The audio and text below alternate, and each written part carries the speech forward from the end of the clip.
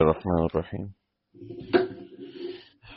نحمده ونصلي ونسلم على رسوله الكريم اما بعد. آج سارے بچے آئے ہوئے ہو نا، جب تک بڑے نہیں آتے. آپ تو بچے نہیں، آپ تو بڑے ہو گئے، لیکن آپ کو بھی سننے میں انشاءاللہ مزہ آئے گا.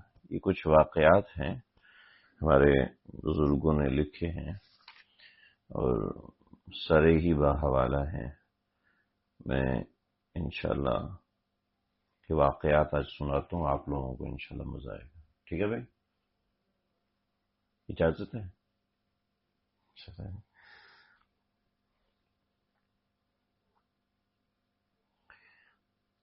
رسول اللہ صلی اللہ علیہ وسلم نے فرمایا، مشکات صفحہ 115 میں روایت ہے، 167 میں روایت ہے کہ ایک عورت تھی، بدکار تھی، بری عورت تھی. اللہ نے اس کی مغفرت کر دی. سبب یہ ہوا کہ وہ ایک کتے کے پاس سے گزری جو پیاس کی شدت کی وجہ سے زبان نکالے ہوئے کنویں کے کنارے پہ کھڑا تھا. قریب تھا کہ پیاس کی وجہ سے وہ کتا مر جاتا. تو اس عورت نے اپنا موزہ اتارا اور اسے دوپٹے سے باندھ کر کنویں سے پانی نکالا اور پھر کتے کو پلا دیا. موزہ جو ہے وہ چمڑے کا ہوتا ہے، جیسے فوجی شوز ہوتے ہیں نا، تو اس طرح کا وہ. یہ والا موزہ جو جراب ہے یہ نہیں. ٹھیک ہے، تو اس کے ذریعے سے اس کو کپڑے سے باندھا اور اندر لٹکایا، اس میں پانی بھر گیا، پھر اس کو باہر نکالا اور کتے کو پلایا. آپ صلی اللہ علیہ وسلم نے فرمایا، مشکات صفحہ 168، آپ نے فرمایا کہ اللہ نے اس کی مغفرت کر دی.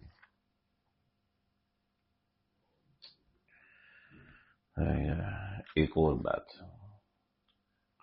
حضرت ابو ہریرہ فرماتے ہیں کہ رسول اللہ صلی اللہ علیہ وسلم نے فرمایا، ایک شخص گزر رہا تھا کہ راستے میں اسے ایک درخت کی ٹہنی پر نظر پڑی. اس نے کہا کہ میں مسلمانوں کے راستے سے اس ٹہنی کو ضرور ہٹا دوں گا تاکہ ان کو تکلیف نہ ہو.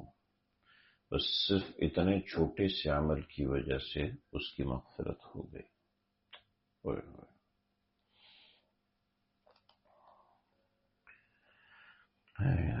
بایزید بستامی رحمۃ اللہ علیہ کا واقعہ لکھا ہے کتابوں میں. احسان الاسلام یہ واعظ ہے. محاسن اسلام میں حضرت قاری طیب صاحب رحمۃ اللہ علیہ نے واقعہ بیان فرمایا. میں بایزید بستامی 261 ہجری میں انتقال ہوا، یعنی 30ویں صدی کے آدمی، بڑے اللہ والے، بڑے اولیاء میں شمار ہوتے. کسی نے وفات کے بعد خواب میں دیکھا، پوچھا کہ آپ کے ساتھ کیا معاملہ ہوا. فرمایا کہ جب میں پیش کیا گیا تو پوچھا گیا کہ بایزید کیا لائے ہو. تو میں نے سوچا کہ نماز، روزہ، سب اعمال تو اس قابل نہیں کہ پیش کروں، البتہ ایمان تو بفضلہ تعالی باقی ہے. اس لیے ارشاد ہوا، اس لیے عرض کیا کہ توحید لایا. تو اللہ نے ارشاد فرمایا کہ اما تذکر لیلۃ اللبن، وہ دودھ والی رات تمہیں یاد ہے؟ قصہ یہ ہوا تھا کہ بایزید بستامی کے ایک رات میں پیٹ میں درد ہوا تو ان کی زبان سے نکل گیا دودھ پیا تھا اس لیے درد ہو گیا. اس پر شکایت ہوئی کہ درد کو دودھ کی طرف منسوب کیا، حالانکہ درد کرنے والے تو ہم ہیں. پھر ارشاد فرمایا کہ ہاں اب بتاؤ کیا لائے ہو.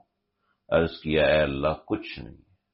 فرمایا کہ ایک عمل تمہارا ہم کو پسند آیا، اس کی وجہ سے بخشتے ہیں. وہ یہ عمل کہ ایک مرتبہ ایک بلی کا بچہ سردی میں مر رہا تھا، تم نے اس کو لے کر اپنے پاس لٹا لیا اور اس وجہ سے تمہاری بخشش ہوگی. فرمایا کہ رہے گی ساری کی ساری بزرگی، تمام حقائق اور دقائق و معرفت سب کل عدم ہو گئے. اللہ. حضرت تھانوی فرماتے ہیں، خاتمۃ السوانح کے اندر لکھا ہوا ہے کہ ایک نبی علیہ الصلوۃ والسلام ایک قبرستان پر سے گزرے جس میں نئی سی قبریں بنی ہوئی تھیں، پاس گئے تو معلوم ہوا کہ اکثر معذب ہیں، یعنی اکثروں پہ عذاب ہو رہا ہے، جو اللہ والے ہوتے ہیں، دل کے صاف ہوتے ہیں۔ آج کل تو بس ایک نام ہی نام ہے، بس اور کچھ نہیں، ورنہ جو اللہ والے ہوتے ہیں ان کا دل صاف ہوتا ہے، دل ان کا میل و کچیل سے پاک ہوتا ہے۔ ایسا نہیں کبھی اس کی برائی اور کبھی اس کی برائی، کبھی اس کے بارے میں برا کبھی اس کے بارے میں برا۔ ذہن میں رکھنا، جو بھی آپ کے سامنے کسی کی برائی بیان کرے وہاں سے ہٹ جاؤ، کٹ جاؤ، کہ دوسروں کی برائیاں بیان کرنے والا اللہ والا نہیں ہو سکتا، دوسروں کی بدخوئیاں بیان کرنے والا، برائیاں، اللہ والوں کے دل صاف ہوتے ہیں، اللہ والوں کے دل اللہ کے عشق سے لبریز ہوتے ہیں، اتنے لبریز ہوتے ہیں کہ اس میں سے جو پیمانہ گرتا ہے تو ساتھ والوں کو اس سے فائدہ ہوتا ہے، کہ وہ اللہ کی محبت میں غرق ہوتے ہیں، اللہ کی محبت میں ان کے دل راز کے راز لیے بیٹھے ہوتے ہیں، جب کوئی ان کے پاس بیٹھتا ہے تو راز افشاں ہوتے ہیں اور بڑی بڑی تعلق مع اللہ کی باتیں پتہ چلتی ہیں۔ اور یہ کیا مخلوق میں ہی الجھا ہوا، جی وہ ایسا برا ہے، اس کے ساتھ اتنی برائی ہے، اس کے ساتھ یہ ہے، یہ لوگ ایسے ہیں، یہ لوگ ویسے، ہمیشہ دوسرے ہی موضوع بحث ہو۔ اللہ والا تو وہ ہوتا ہے جس کے دل کا موضوع ہر وقت اللہ کی ذات، جس کے دل میں ہر وقت اللہ کی ذات کا تعلق موجزم۔ ادھر آ جائیں، ادھر ٹھنڈی ہوا لگے گی بچوں کو، ادھر۔ تو یہ اللہ والے تھے، ان کا دل صاف تھا، تو ان کو سمجھ میں آ گئی کہ ان قبور پر اللہ کی طرف سے عذاب نازل ہو، عذاب القبر حق، یہ ہمارا عقیدہ ہے، عقیدۃ الطحاویہ۔ دعا کی اور آگے گزر گئے۔ کچھ عرصے کے بعد پھر وہاں سے گزر ہوا تو دیکھا کہ قبریں شکستہ ہو گئی، پرانی ہو چکی۔ وہاں پہنچے تو معلوم ہوا کہ سب کے سب مغفور اور روح و ریحان میں ہے۔ حیرت ہوئی، جناب باری تعالیٰ میں عرض کیا کہ مرنے کے بعد ان کا کوئی عمل تو ہوا نہیں، پھر مغفرت کا سبب کیا ہوا؟ فرمایا جب ان کی قبریں شکستہ ہو گئیں، ان کو پوچھنے والا کوئی نہ رہا تو مجھ کو رحم آ گیا، میں نے مغفرت کر دی۔ کیا بات! ہمارے اکابرین میں سے کئی بزرگ جب انتقال کا وقت قریب آیا تو فرمایا کہ وہ کوئی ویران علاقہ ہے، وہاں مجھے دفن کر دینا، اور جب لوگ آگے پیچھے ہو جائے نا تو میری قبر پہ بلڈوزر چلوا دینا کہ میری قبر کا نام بھی نہ ملے، میری قبر کا نشان بھی نہ ملے۔ امام راضی رحمۃ اللہ علیہ نے واقعہ لکھا ہے، ایک مرتبہ حضرت عیسیٰ علی نبینا علیہ السلام و تسلیمات ایک قبر سے گزر ہوا تو آپ نے بطور کشف دیکھا کہ عذاب کے فرشتے میت کو عذاب دے رہے ہیں۔ آپ آگے چلے گئے، اپنے کام سے فارغ ہو کر جب آپ دوبارہ یہاں سے گزرے تو اس کی قبر پر رحمت کے فرشتے دیکھے جس کے ساتھ نور کے طبق ہیں۔ آپ کو اس پر تعجب ہوا، آپ نے نماز پڑھی اور اللہ سے دعا مانگی تو اللہ نے وحی بھیجی کہ اے عیسیٰ، یہ بندہ گنہگار تھا، جب سے مرا تھا عذاب میں گرفتار تھا، یہ مرتے وقت اپنی بیوی چھوڑ کر گیا تھا، اس نے ایک فرزند جنا، اس کی پرورش کی یہاں تک کہ وہ بڑا ہو گیا۔ اس عورت نے اس فرزند کو ایک مدرسے میں بھیجا تو استاد نے اس کو بسم اللہ الرحمن الرحیم پڑھائی۔ بس مجھے اپنے بندے سے حیا آئی کہ میں اسے عذاب دوں زمین کے اندر اور اس کا بیٹا میرا نام لیتا ہو زمین کے اوپر۔ تفسیر کبیر جلد نمبر 1 صفحہ نمبر 171۔ عجیب، یعنی اولاد جو ہے جب وہ اللہ کا نام لیتی ہے اس کا فائدہ والدین کو ہوتا ہے۔ جب آپ بسم اللہ الرحمن الرحیم پڑھتے ہو اور آپ قرآن پڑھتے ہو تو اس کا فائدہ آپ کے ماں باپ کو ملتا ہے، آپ کو بھی فائدہ ملتا ہے، لیکن آپ سے بڑھ کر آپ کے والدین کو بھی اللہ فائدہ دیتے ہیں۔ دیکھو دین کا، ابھی آپ کون سی کلاس میں پڑھ رہے ہیں؟ ہاں 3 کلاس میں. آپ کون سی کلاس میں؟ آپ کون سی کلاس میں؟ اگر آپ ابھی پڑھائی چھوڑ دیں تو آپ کو کوئی پڑھا لکھا مانے گا؟ جب تک آپ میٹرک نہیں کر لو گے، یعنی ایک ڈگری حاصل نہیں کر لو گے، آپ کے پڑھنے کو کوئی فائدہ نہیں. ٹھیک ہے، آپ کے پڑھنا سب بیکار. لیکن اگر دین میں آپ نے صرف اذان سیکھ لی، اس اذان کا بھی فائدہ نہیں.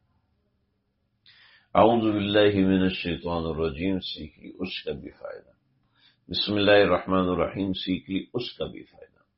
دین کا ایک لفظ سیکھ لینا یہ بھی فائدہ مند ہے، ایک جملہ سیکھ لینا یہ بھی فائدہ مند ہے. آپ ایک بیان میں بیٹھے دوسرے بیان میں نہیں آئے، کوئی بات نہیں، ایک بیان میں بیٹھنا بھی فائدہ مند ہے. تو یہ دین کا ہر عمل فائدہ مند ہے، ایک چھوٹا سا عمل بھی فائدہ مند. اللہ اکبر. جنید بغدادی، دیکھو ایک میں یہ واقعہ بچے آئے ہوئے تھے، زیادہ بچے بیٹھے ہوئے، تو میں نے کہا ان کو واقعات سناتے ہیں، بزرگوں کے واقعات. دیکھو بڑی اہم بات ہے تو یہ کہانیوں کی طرح دلچسپ نہیں ہے، اس میں کوئی کتا بلی چوہا بندر وغیرہ تو ہے نہیں کہ آپ کو بتاؤں کہ کتا اچھلا اور بندر کودا اور یہ کیا اور وہ کیا، آپ کو مزہ آئے ہیں.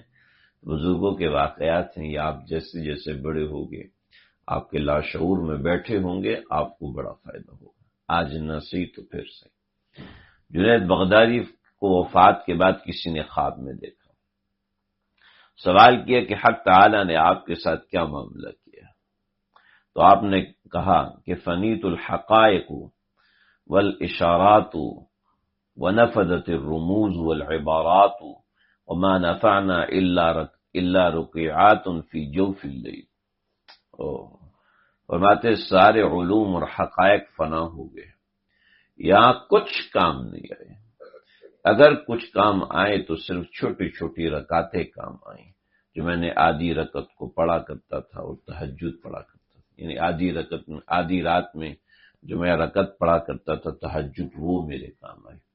اس کا یہ مطلب ہرگز نہیں ہے کہ جو علم دین میں لگتا ہے وہ بیکار ہو جاتا ہے، ہرگز یہ مطلب نہیں ہے.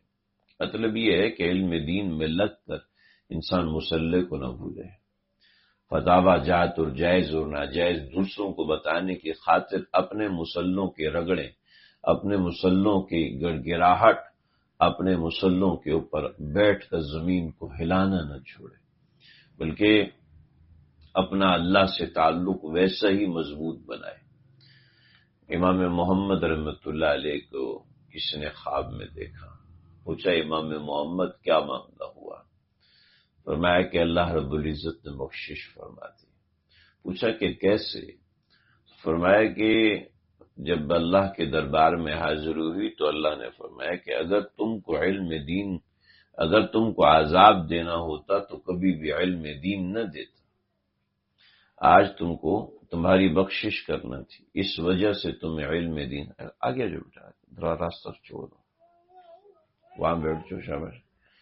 تو ہمیں علم دین دینا تھا، اس وجہ سے علم دین دیا، اس وجہ سے تمہاری بخشش بھی فرما دیں گے.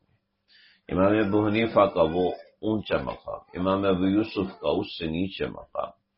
تو یہ چیز ہے، لیکن اس کا معنی ہرگز نہیں ہے کہ انسان عبادات سے غافل ہو جائے.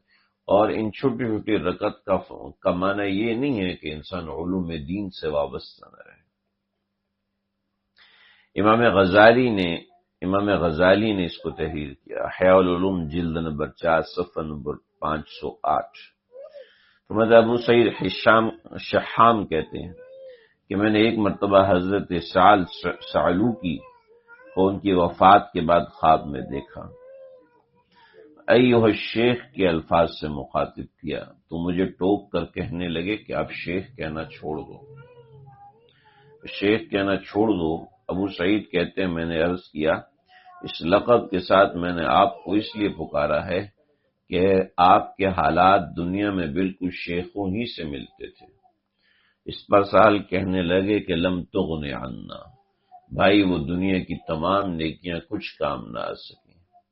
ابو سعید ان کلمات کو سن کر ایک دم سہم گئے، عرض کرنے لگے اچھا، پھر اللہ نے آپ کے ساتھ کیا سلوک کیا؟ آپ نے فرمایا اللہ تعالیٰ نے تو مجھے فقط ان مسائل کے بتانے کے سبب بخش دیا جو فلاں بڑھیا روزانہ آ کر مجھ سے پوچھا کرتی تھی۔ میں حضرت نے لکھا ہے کہ بڑھیا کو ایک مسئلہ بتانا سبب مغفرت بن گیا۔ لا الہ الا اللہ۔ حضرت نے لکھا ہے کہ جہاں پتہ چلتا ہے کہ انسان کی مغفرت محض اللہ کی رحمت کا صدقہ ہوتی ہے، وہیں یہ بھی معلوم ہوتا ہے کہ انسان کو ہر وقت اعمال خیر میں مصروف رہنا چاہیے، کیونکہ نامعلوم کون سا عمل اس کی نجات کا سبب بن جائے۔ لیکن یہ سوچ کر کہ اللہ غفور رحیم ہے، نقطہ نواز ہیں، انہیں کوئی سا عمل پسند آ گیا تو نجات ہو جائے گی، اعمال کو نہیں چھوڑنا چاہیے، کیونکہ اس کی کوئی گارنٹی نہیں ہے کہ اسے ضرور کوئی عمل پسند آ جائے گا، ہو سکتا ہے کہ اسے کوئی عمل بھی پسند نہ آئے، العیاذ باللہ۔ اس لیے عمل کرتے رہنا چاہیے۔ یہ جن واقعات سے معلوم ہوا کہ اپنی عبادت و طاعت پر غرور و فخر نہیں کرنا چاہیے۔ ایک بڑا زبردست واقعہ ہے، اور آج چونکہ واقعات پڑھ ہی رہا ہوں تو یہ سنا دوں، بڑا مزیدار واقعہ ہے۔ یہ واقعہ ایک حدیث میں نقل کیا ہے، حضرت قاری طیب صاحب رحمۃ اللہ علیہ نے یہ واقعہ بیان فرمایا، ایک حدیث میں نقل کیا گیا ہے، اور حدیث علامہ جلال الدین سیوطی رحمۃ اللہ علیہ نے نقل فرمائی کہ انسان کبھی اپنے اعمال کے اوپر گھمنڈ نہ کرے۔ بنی اسرائیل میں ایک شخص بڑا عابد و زاہد تھا، اس شخص کا نام تھا بلعم باعورہ، ابن کثیر نے بھی واقعہ لی، یہ بلعم بن باعورہ تھا، اور پھر عام اس زبان میں اس کو بلعم باعورہ کہا جاتا ہے۔ تو بڑا عابد و زاہد تھا، ایک رات اللہ کی عبادت کرتا تھا، چونکہ صاحب خیال تھا اس لیے کمانے کا بھی کچھ۔ اچھا، یہ بلعم باعورہ کا قصہ نہیں، یہ اور چیز ہے، اور بڑی زبردست واقعہ ہے، ذرا سمجھیے۔ رات دن عبادت کرتا، چونکہ صاحب عیال تھا، یعنی گھر والوں تھا، بیوی بچے تھے، اس لیے کمانے کا بھی کچھ دھندا تھا، دکان کی صورت میں تھوڑی سی تجارت تھی، مگر اس کا دل اس سے الجھا تھا، اور چاہتا تھا یہ سب کچھ نہ ہو، بس ہر وقت مصلے پہ لگا رہو، مگر سوچتا کہ بیوی بچوں کا کیا کرے گا۔ بہرحال ایک دن اسے جذبہ آیا اور ساری دولت و تجارت اس نے بیوی اور بچوں کے نام کیا اور خود فارغ ہو گیا۔ وہ سب سے رخصت ہو کر سمندر کے بیچ میں پہنچ گیا، وہاں ایک ٹیلا تھا، اس میں ایک چھوٹی سی جھونپڑی باندھی، اب ہر وقت اس میں بیٹھ کر اللہ کی عبادت میں مصروف رہا۔ ان کے مذہب میں رہبانیت جائز تھی، یعنی ساری دنیا کو آدمی چھوڑ چھاڑ کر ایک کونے میں جا بیٹھے۔ اسلام اس کی اجازت نہیں دیتا، اس زمانے میں اس کی اجازت تھی عیسائی مذہب کے اندر۔ چنانچہ یہ شخص اپنے مذہب کے مطابق وہاں جا کر بیٹھ گیا۔ یہ دیکھیے، یہ عبادت آپ کو اپنی طرف کھینچتی اس وقت جب آپ عبادت کرو۔ ایک طالب علم 13-14 سال کا ہوں، مجھے کہتا ہے کہ میرے استاد جی نے مجھے ایک نصیحت کی ہے کہ تمہیں قرآن کی پیاس لگنی چاہیے۔ کہنے لگا کہ میں پورا ہفتے سے پریشان ہوں، سوچ رہا ہوں کہ قرآن کی پیاس کیسے لگے گی، کس طرح قرآن کی پیاس لگے گی۔ سوال سمجھ میں آیا؟ قرآن کی پیاس، تو بات یہ ہے، اس کو جو میں نے سمجھایا تو آسان الفاظ میں اس کو سمجھے۔ ایک آدمی روزانہ، ایک بچہ، آپ سارے بچے، اکثر بچے بیٹھے ہیں، بڑے بھی آ گئے لیکن بچے بیٹھے ہیں،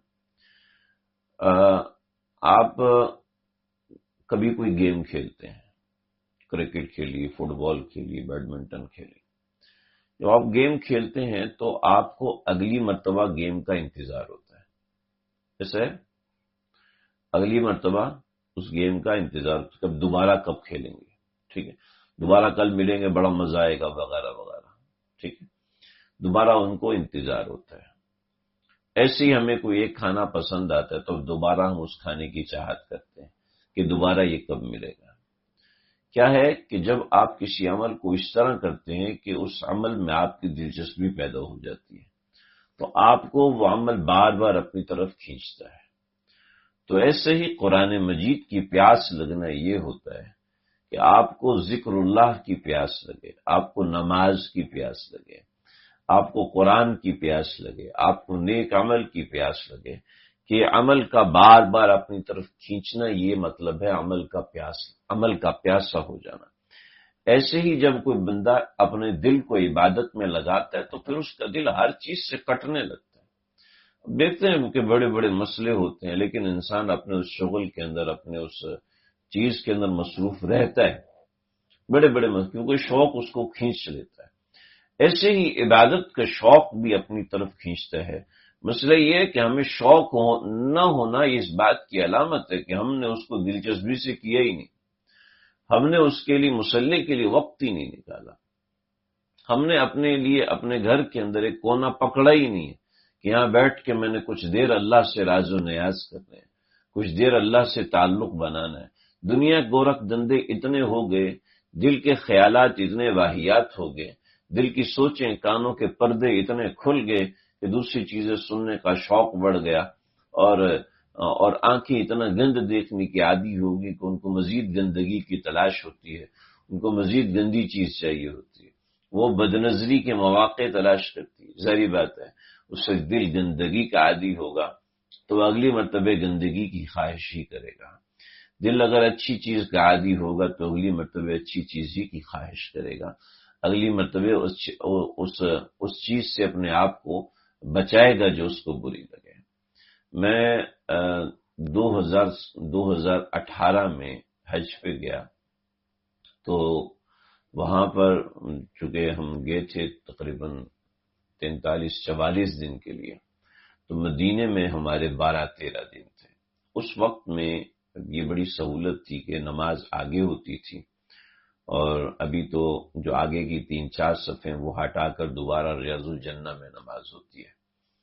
تو ہم وہاں پر، تو ہماری ریس لگتی، پانی چنی نہیں پینا کچھ بھی ہے، جا کے ہم وہاں پہلی صف سارے بابوں نے قبضہ کی ہوتی تھی، اور وہ بابے چھوڑتے ہی نہیں تھے، وہ 3-4 گھنٹے سے بیٹھے ہوئے، ریل رکھ کے پیچھے کمر کے ریل رکھ کے آرام سے ٹیک لگا کے بیٹھ جاتے تھے اور ہلتے نہیں تھے۔ جب وہاں سے جاتے تھے تو کسی کو بول کے جاتے کہ میری جگہ رکھنا۔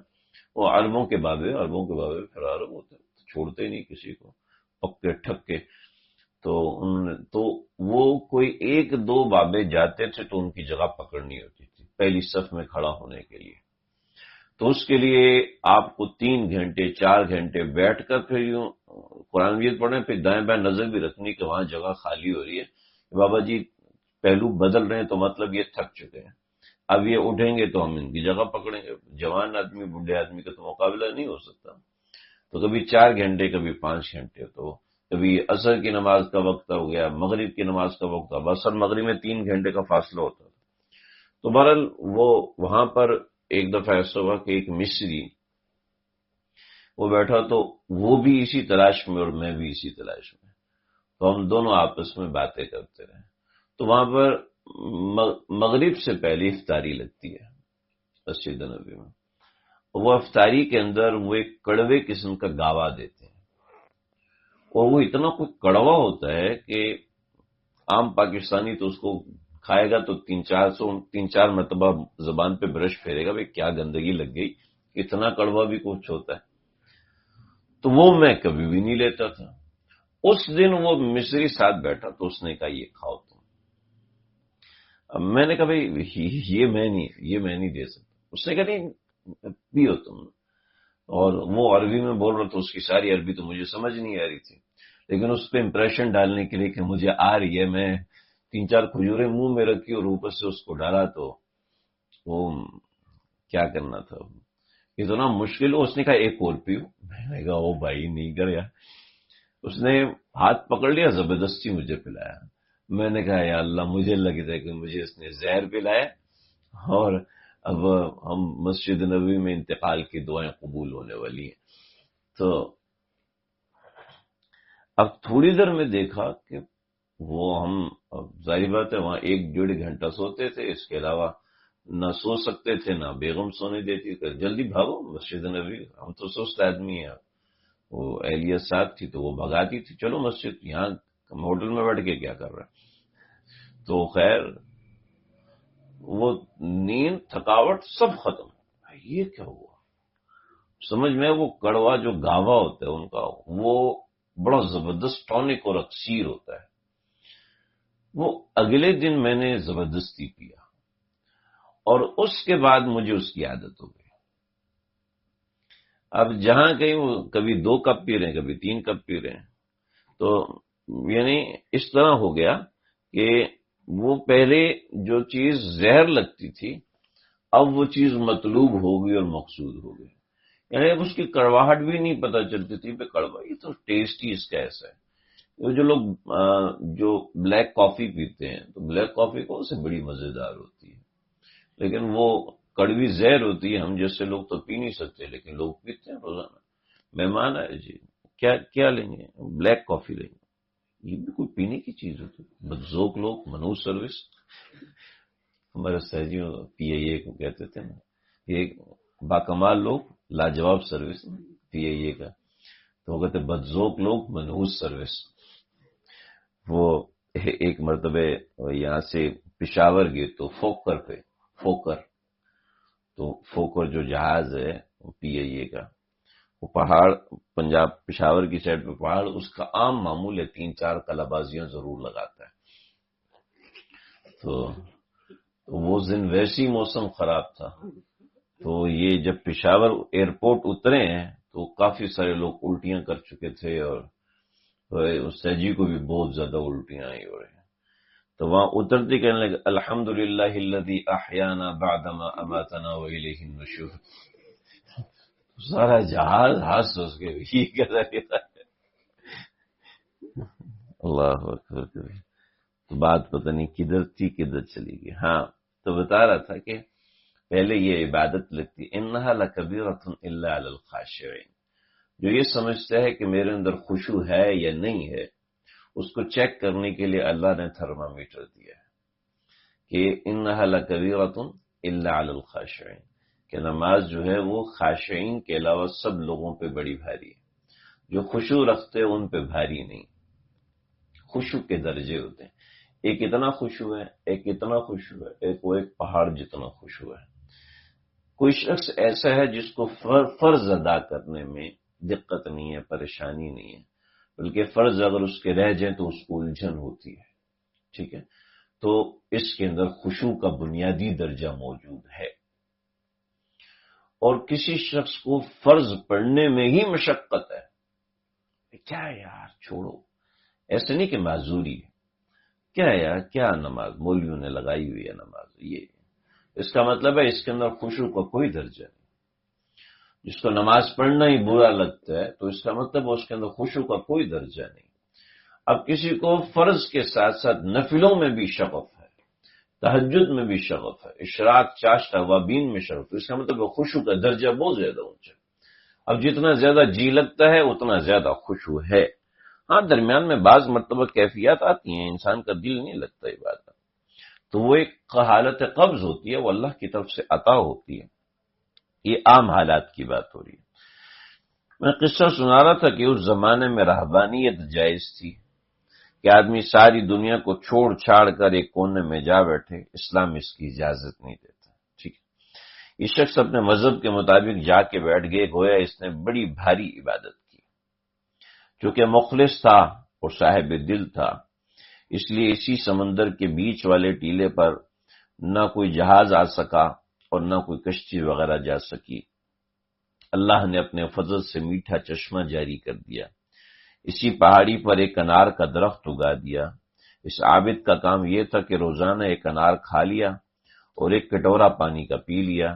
24 گھنٹے عبادت میں مصروف، رات دن اسی طرح سے. اس کی عمر 500 برس کی ہوئی اور 500 برس اسی شان سے گزرے. اب اس کے انتقال کا وقت آیا تو اس نے حق تعالی سے درخواست کی کہ اے اللہ، یہ تیرا فضل ہے کہ تو نے مجھے عبادت میں لگایا. میری خواہش ہے کہ مجھے سجدے کی حالت میں موت دیجیے تاکہ میرا خاتمہ عبادت کے اوپر ہو، اور دوسری درخواست یہ ہے کہ سجدے کی حالت میں میرے بدن کو قیامت تک محفوظ رکھیے، نہ زمین کھائے نہ کیڑے مکوڑے کھائیں، تاکہ قیامت تک میں تیرا عبادت گزار بندہ ہی سمجھا جاؤں. اللہ، کیا مخلص لوگ ہیں. حق تعالی نے اس کی دونوں دعائیں قبول کر لیں۔ عین نماز کے اندر سجدے کی حالت میں انتقال ہوا، اس کا بدن محفوظ ہے۔ حضور صلی اللہ علیہ وسلم فرماتے ہیں کہ آج تک محفوظ ہے، لیکن حق تعالی نے اس ٹیلے کے اوپر بڑے بڑے گنجان درخت ایسے اگا دیے ہیں کہ وہاں تک جاتے ہوئے لوگ ہیبت کھاتے ہیں، اس لیے وہاں پر کوئی نہیں جا سکتا، مگر بدن آج تک محفوظ ہے اور قیامت تک محفوظ رہے گا۔ نہ کوئی جانور جاتا ہے اور نہ کوئی انسان جاتا ہے۔ اسی حالت میں حق تعالیٰ کے سامنے اس کی پیشی ہوگی۔ حق تعالیٰ ارشاد فرمائیں گے کہ اے بندے، میں نے اپنے فضل و کرم سے تجھے بخشا، تجھے بڑے مقامات دیے، جنت میں جا کر آرام کر۔ وہ بندہ عرض کرے گا اے اللہ، میں نے تو ساری عمر تیری عبادت میں گزاری، پھر بھی تیرے فضل سے جنت میں جاؤں گا، میں تو اپنی عبادت کے بدلے جنت میں جا رہا ہوں۔ تو اللہ فرمائیں گے نہیں، ہم اپنے فضل سے جنت میں بھیج رہے ہیں۔ پھر وہ کہے گا نہیں، اے اللہ پھر میری عبادت کس کام آئے گی، میں تو اپنی عبادت کے بدلے جنت میں جا رہا ہوں۔ تو حکم ہوگا کہ اسے جہنم کے قریب لے جا کر کھڑا کر دو، وہ جہنم میں داخل نہ کرنا، اور اسے اتنی دور رکھو کہ جہنم کا راستہ وہاں سے 500 برس کا ہو۔ ملائکہ اس سے لے جائیں گے اور لے جا کے کھڑا کر دیں گے۔ جہنم کی طرف سے ایک گرم ہوا اور آگ کی لپٹ آئے گی، اس کی وجہ سے وہ سر سے پاؤں تک خشک ہو جائے گا، اس کی زبان پر کانٹے کھڑے ہو جائیں گے، پیاس پیاس چلانا شروع کر دے گا۔ اس وقت ایک غیبی ہاتھ ظاہر ہوگا جس میں ٹھنڈے پانی کا ایک کٹورا ہوگا۔ یہ عابد دوڑے گا کہ اے خدا کے بندے، یہ پانی مجھے دے دو، میں بالکل مرنے کے حال پر ہوں۔ آواز آئے گی کٹورا تو ملے گا، پانی کا، مگر اس کی قیمت ہے، مفت میں نہیں ملے گا۔ پوچھے گا کیا قیمت ہے؟ کہا جائے گا جس نے خالص 500 برس کی عبادت کی ہو، اگر وہ کوئی پیش کر دے تو یہ کٹورا پانی کا اس سے مل سکتا ہے۔ عابد کہے گا میرے پاس ہے 500 سال کی عبادت۔ وہ اس عبادت کو پیش کرے گا اور کٹورا لے لے گا اور پانی پی لے گا تو جان میں جان آئے گی۔ حق تعالیٰ کہیں گے اسے واپس لاؤ، پھر اس کی پیشی ہوگی۔ حق تعالیٰ دریافت فرمائیں گے کہ اے بندے، تیری 500 برس کی عبادت کے صلے میں ہم تو آزاد ہو گئے، 500 برس کی عبادت کے بدلے ایک کٹورا پانی لے لیا، یہ قیمت تو نے خود تجویز کی، لہذا اب برابر سرابر ہو گیا، اب ہمارے ذمے کچھ نہیں، تجھے تیری عبادت کا صلہ مل گیا۔ اب وہ جو تو نے لاکھوں دانے انار کے کھائے، ایک ایک دانے کا حساب دے، اس کے بدلے میں کتنی نمازیں پڑھی، کتنے سجدے کیے، جو ہزاروں کٹورے پانی کے پیے، ایک ایک قطرے کا حساب دے، اس پانی کے بدلے کتنی عبادت کی ہے، اور وہ جو ٹھنڈا سانس لیتا تھا جس سے زندگی قائم تھی، ایک ایک سانس کا حساب دے، اس کے بدلے میں کیا عبادتیں تو لے کر آیا ہے۔ وہ جو تیری آنکھوں میں ہم نے روشنی دی، تحد نگاہ سے ایک چیز کو تو دیکھتا تھا، ایک ایک تارے نگاہ کا حساب دے، اس کے بدلے کتنی عبادتیں لے کر آیا ہے۔ 500 برس کی عبادت کا بدلہ تو ایک کٹورا پانی ہو گیا۔ اب جو دوسری نعمتیں استعمال کی اس کا حساب دے۔ یہ عابد تھرا جائے گا اور کہے گا بے شک اے اللہ، نجات آپ کے فضل سے ہوگی، کسی کا عمل کسی کو نجات نہیں دلائے گا۔ حقیقت یہ ہے کہ اگر لاکھوں برس عبادت کرے گا تو بھی وہ ذریعہ نجات نہیں بن سکے گا جب تک فضل خداوندی نہ ہو، اس لیے کہ وہ جو عبادت کرے گا اس عبادت کی طاقت اس کو کون دے گا۔ تو یہ سارے واقعات اس حساب سے ہیں کہ انسان یہ سمجھے کہ میرے اختیار میں کچھ بھی نہیں۔ جو اپنی عبادت کرتا ہے تو عبادت اس کے اندر عاجزی پیدا کرتی ہے، عبادت اس کے اندر عبادت کی لیاقت پیدا کرتی ہے، اللہ سے تعلق پیدا کرتی ہے، اور ہمارا دنیا میں آنے کا بنیادی مقصد یہی ہے کہ ہمارا اللہ سے تعلق بنے۔ آج 20 سال زندگی ہوگی، 25 سال زندگی، 30 سال، 40 سال، 50 سال، میرا اللہ سے تعلق کتنا بنا؟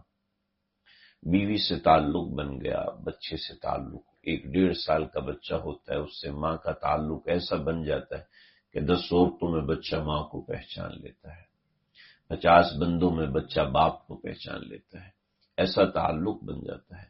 میرا اللہ سے کیسا تعلق بنا ہے؟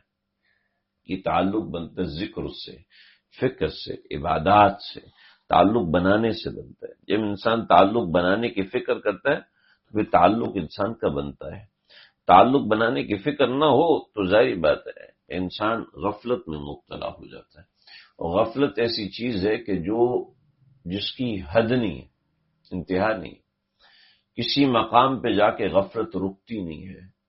حضرت شیخ الاسلام مفتی تقی عثمانی صاحب نے جہان دیدہ میں واقعہ لکھا، تو میں امریکہ میں گیا، یہ سن 2001 کی بات ہے۔ دنیا کی ایک ایک چیز اور ہر قسم کی ٹیکنالوجی اور یہ وہ چیز، کہاں وہ چوری کا کوئی نہ چوری ہونا ممکن ہے، نہ ڈاکہ ڈلنا ممکن ہے، سیکورٹی سسٹم اتنا مضبوط ہے، یہ ہے، یہ سب چیز ہے۔ لیکن کیا ہے؟ لیکن مسئلہ یہ ہے کہ اس کے باوجود کہ ہمارے ہاتھوں میں کسی نے پمفلیٹ دے دی ہے جس میں دعوت گناہ تھی، پمفلیٹ دے دی مسجد سے نکلتے ہوئے فرمایا ہم جیسوں کے ہاتھ میں بھی کسی نے دے دی۔ دیکھ رہے پگڑی باندھی ہے، ٹوپی پہنی ہوئی ہے، داڑھی رکھی ہوئی ہے، اور پھر بھی دے دیا۔ مطلب گناہ کا کانسیپٹ ہی نہیں ہے کہ یہ گناہ اور یہ غلط چیز ہے، یعنی اتنی زیادہ مضبوطی اس گناہ کے عمل کے اندر۔ اور اس کے باوجود ایک مہینے کے اندر ایک نیو یارک سٹی کے اندر تقریباً 10,000 سے اوپر ریپ کیسز ہو رہے ہیں۔ کیا وجہ ہے؟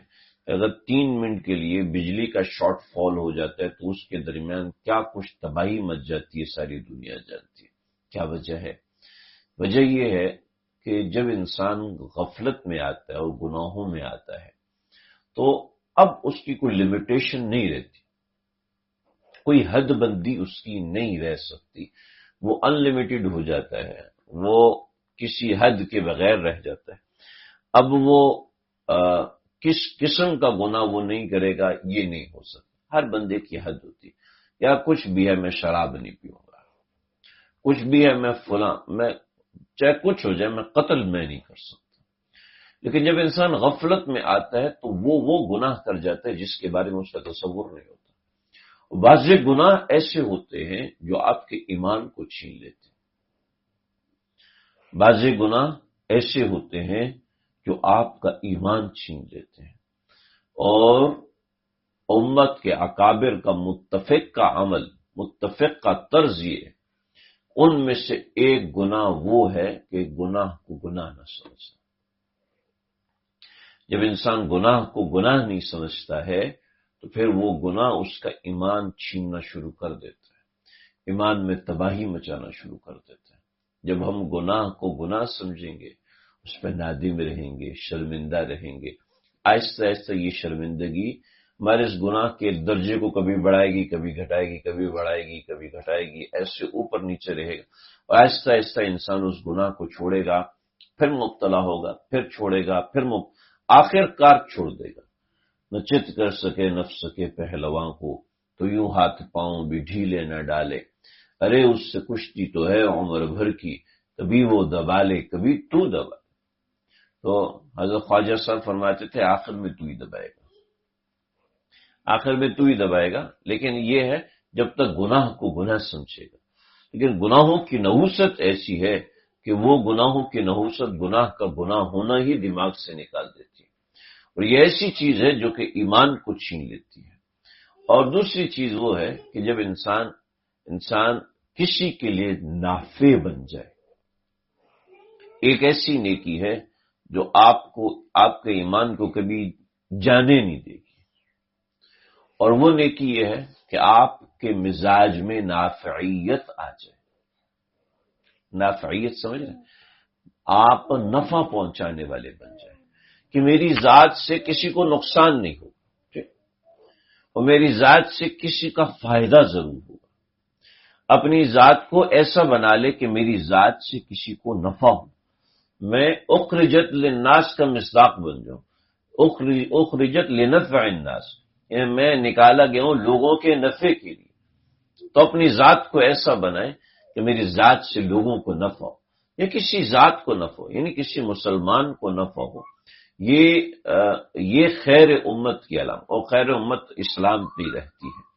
تو یہ دو چیزیں آج ذہن میں رکھیں، اور ان دو چیزوں کا پکا عزم کریں کہ میری ذات سے کسی کا نقصان نہ ہو، اور جو معصیت ہے، ابتلاء معصیت اگر کوئی ہے تو اس سے توبہ کرے، اس سے معافی مانگے، لیکن کم از کم اس گناہ کو گناہ سمجھتا رہے۔ بہت سی ایسی چیزیں ہیں کہ جب انسان کسی گناہ میں مبتلا ہوتا ہے تو آہستہ آہستہ اس کی شرمندگی کم ہوتی ہے، پھر آہستہ آہستہ اس کی ندامت کم ہوتی ہے، آہستہ آہستہ وہ گناہ کرنے میں سرعام ہو جاتا ہے، اور آہستہ آہستہ وہ گناہ نہ کرنے والے اس کو برے لگتے ہیں، گناہ نہ کرنے والے لوگ بھی اس کو برے لگتے ہیں۔ کبھی یہ گناہ نہیں کر رہا، بھئی یہ کیسے لوگ ہیں، یہ ایسے ہیں ویسے ہیں، اور اس طرح اس طرح ان کے بارے میں برائیاں بیان کرتے کہ یہ کیا ہے، اس گناہ کی عادت ایسی ہو چکی ہے کہ وہ گناہ خوراک بن گیا، وہ گناہ مزاج کا حصہ بن گیا۔ اللہ مجھے آپ کو، ہم سب کو گناہوں کے مزاج سے بچائے، گناہوں کا حامی بننے سے بچائے، گناہوں کا فرما روا بننے سے بچائے۔ اللہ ہمارے دل میں گناہوں کی نفرت بھر دے۔ اللہ مجھے آپ کو، ہم سب کو سمجھنے کی توفیق